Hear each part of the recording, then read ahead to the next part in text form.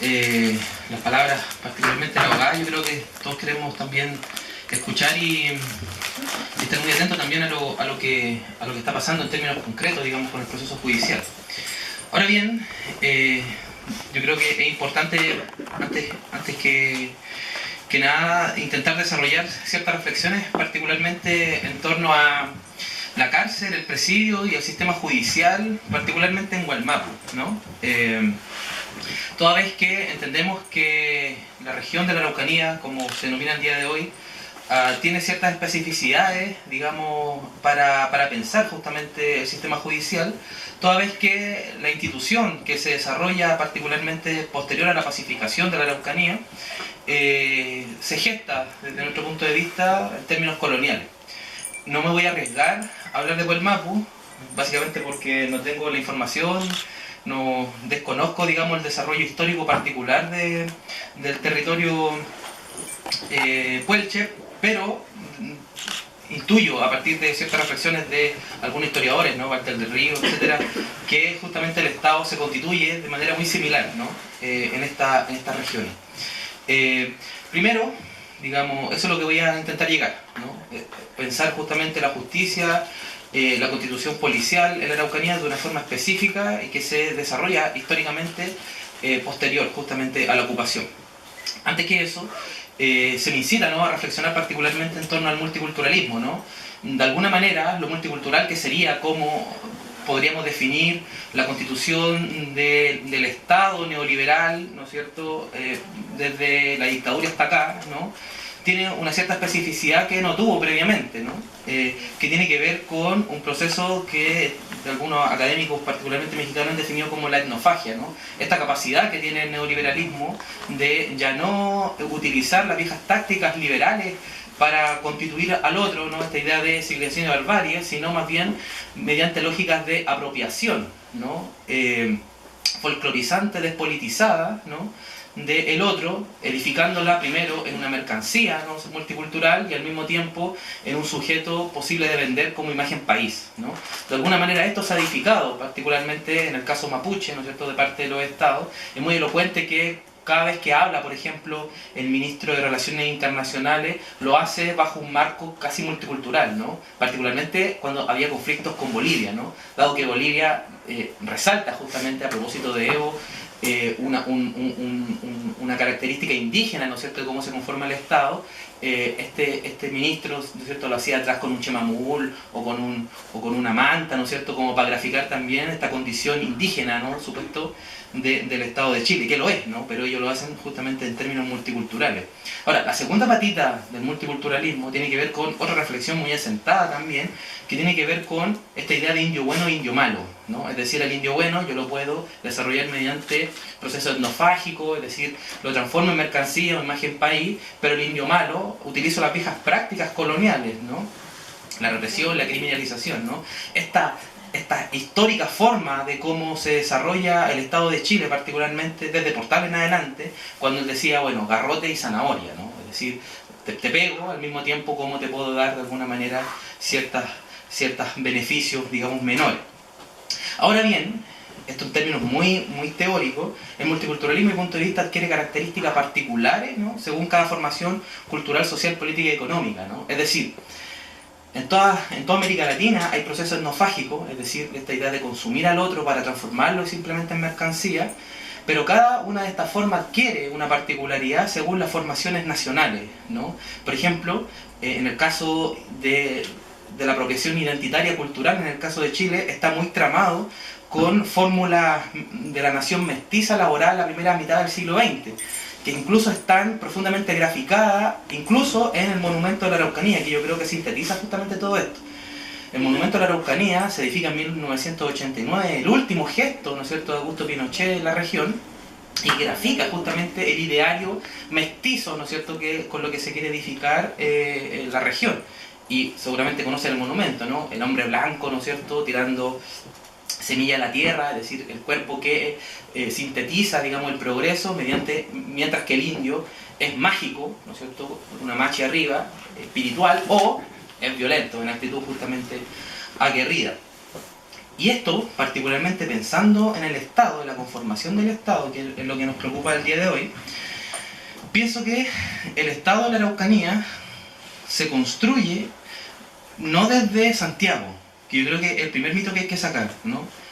Hay una hipótesis que anda dando vuelta, defendida por algunos, digamos, dirigentes, ¿no es cierto?, mapuche, que desde mi punto de vista es una tesis equivocada, que señala que tanto mapuches como colonos serían igualmente víctimas del Estado, ¿no? Se dice, los mapuches fueron víctimas del Estado por el despojo de las tierras, y los colonos son víctimas por entregarles tierra en un lugar de conflicto, ¿no? Es decir, incluso se señala que colonos y mapuches se deberían unir para demandar juntos al Estado, ¿no? Como si fuese el Estado justamente el problema. Desde mi punto de vista, realmente el Estado de la Araucanía se edifica, ¿no es cierto?, desde los mismos colonos, ¿no? Uno podría decir es un gigante con pies de barro. Efectivamente es un gigante en la medida de que avanza hacia un proceso de colonización al sur del Biobío, pero a la hora de constituirse, ¿no es cierto?, de sedimentarse como Estado, no le alcanza la fuerza, ¿no? Por lo tanto son los mismos colonos los que deben asumir esa responsabilidad. Y yo creo que tiene que ver con la característica específica de la formación del Estado justamente en la región. Es muy elocuente que a fines del siglo XIX y por gran parte de la primera mitad del siglo XX hay una falta de recursos evidente de parte del Estado que permanentemente es demandada por los colonos y por las autoridades locales, ¿no? Hay cárceles precarias, ¿no? Hay un sistema policial de bajo nivel estatal, ¿no? Hay una recurrencia de fugas, digamos, desde las cárceles, porque justamente el Estado no tiene la capacidad de llegar hasta ahí. Y esto genera, desde mi punto de vista, una particularidad en la región que hasta el día de hoy es muy elocuente y muy presente. No es el Estado central, ¿no?, el que edifica, ¿no es cierto?, institucionalidad estatal en la región. Es el Estado, por cierto, que planifica el proceso de ocupación. Sí, desde Santiago se planifica la ocupación, pero luego de la ocupación el Estado es incapaz de desarrollar una institucionalidad judicial, penal, policial, ¿no? Entonces son los colonos los que asumen justamente esta responsabilidad. Insisto, y esa es la especificidad de esta formación, lo que da cuenta justamente de la especificidad también del multiculturalismo actual. Por ejemplo, en 1881 son los colonos los que generan el cuerpo de policía rural, ¿no?, comandada por Trizano. Después, en 1895, el mismo Trizano, ¿no es cierto?, compuesto con plata de los mismos colonos, generan lo que se denominó en su momento los gendarmes de las colonias, ¿no? Es muy elocuente el nombre, ¿no?, los gendarmes de las colonias, comandado también justamente por los mismos colonos. Desde mi punto de vista, esta formación institucional del Estado genera una especificidad a la hora de constituir institucionalidad estatal y de alguna manera constituir también el mito ciudadanista, ¿no? Esta idea de que todos somos iguales frente al Estado o frente al sistema judicial. Desde mi punto de vista, el Estado, al estar conformado justamente por los colonos, nace, ¿no?, en la Araucanía, nace de forma desigual, ¿no?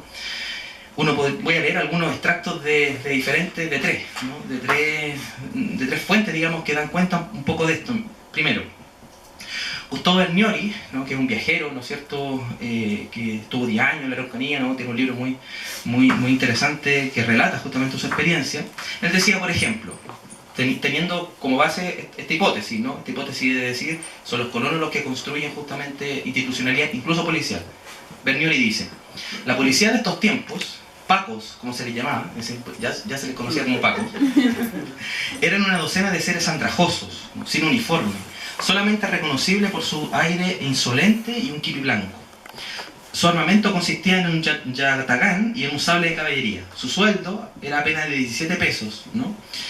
Por ello, se buscaba la subsistencia por otros medios. Es decir, es la misma policía, dado la poca plata que les daban justamente en ese periodo, insisto, no desde el Estado, muchas veces de los colonos mismos, generaban que estos policías buscaran la subsistencia por sus propios medios, es decir, se transformaran en otros bandoleros más, ¿no?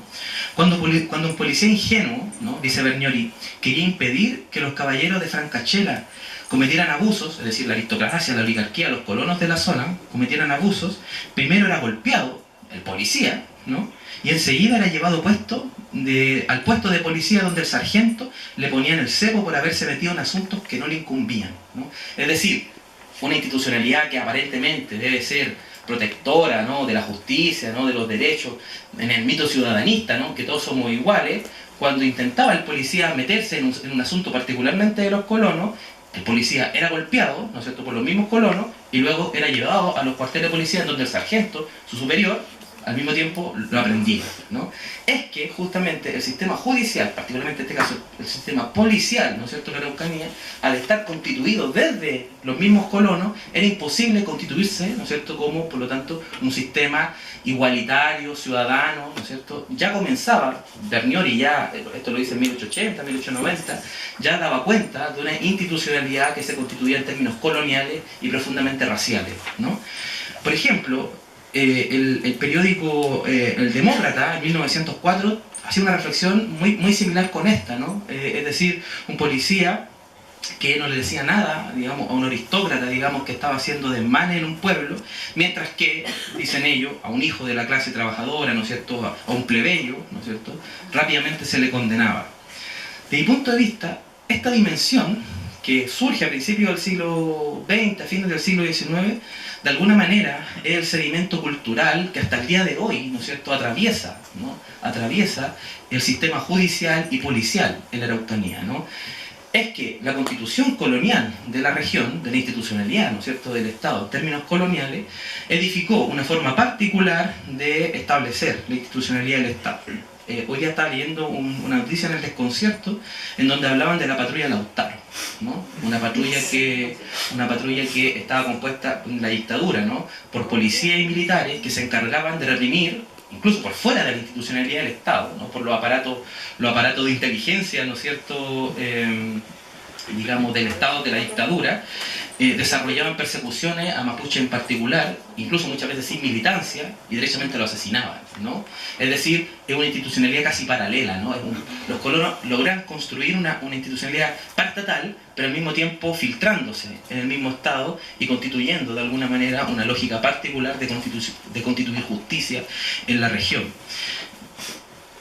Yo creo que esto, y ya para ir terminando rápidamente, simplemente dejando asentada esta hipótesis, en 1907, un lonco, Lorenzo Carileo, en el Parlamento de Coscós, ya reflexionaba esto y lo asentaba de forma muy gráfica, lo voy a leer completo, ¿no? Él dice: ya hemos visto que para nosotros, los naturales, los mapuches, no hay justicia, dice. Vamos a Valdivia, allá estamos 10, 15 días sin poder hablar con nadie porque todos dicen que somos cargosos. Y al último, cuando reclamamos, por más buena voluntad que tenga el caballero protector de indígenas o promotor fiscal, todo queda en nada en el juzgado. Nos piden testigos, llevamos los testigos, pagamos intérpretes, fuera de lo que hay que pagarle al secretario, y al último dicen que nuestros testigos no sirven. Ni pagando encontramos justicia en nosotros. Ramón Jaramillo, seguramente un colono de cercanía donde vivía Lorenzo Carileo, Ramón Jaramillo me ha quitado muchos terrenos, me mató 2 mocetones, me ha quitado animales, ha sembrado barbechos míos, me ha quemado cercos y roces. ¿Qué le han hecho? Y aquí termina, yo creo que sintetiza perfectamente esta constitución racial de la justicia de la Araucanía. Él dice: si hubiera sido un natural, entonces sí que lo habrían tomado preso y sí que lo habrían azotado, ¿no? Lorenzo Carileo, 1907, esto lo dice en el Parlamento de Coscós. ¿Qué podemos sacar como de alguna manera ciertas conclusiones? Primero, que existe un mito ciudadanista, digamos, que desde el punto de vista no se corresponde particularmente para la región. Hay una igualdad ante la ley que es falsa, ¿no?, toda vez que se constituye justamente el Estado en términos coloniales. El Estado, a su vez, fue edificado a imagen y semejanza de la élite colonial, generando desde el punto de vista una trama, ¿no?, entre esta élite colonial y la institución estatal, ¿no?, en donde hay filtraciones de un lado para otro.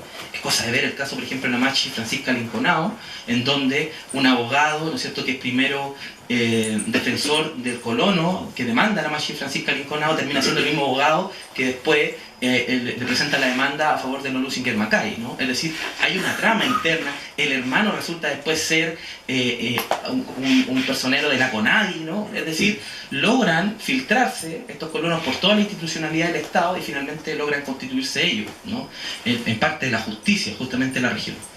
Nuestra hipótesis, justamente, es que la región de la Araucanía o el Mapu vive una condición colonial en donde todas las instituciones están de alguna manera filtradas justamente por esta institución. Hay una justicia, por lo tanto, que es racista, y aquí se abre la pregunta, ¿no? ¿Qué hay de ello en las actuales prácticas criminalizadoras, ¿no? ¿Hasta qué punto este sedimento histórico que se edifica a fin del 19, principio del 20, se filtra hasta el día de hoy y tiene presencia todavía en las prácticas criminalizadoras?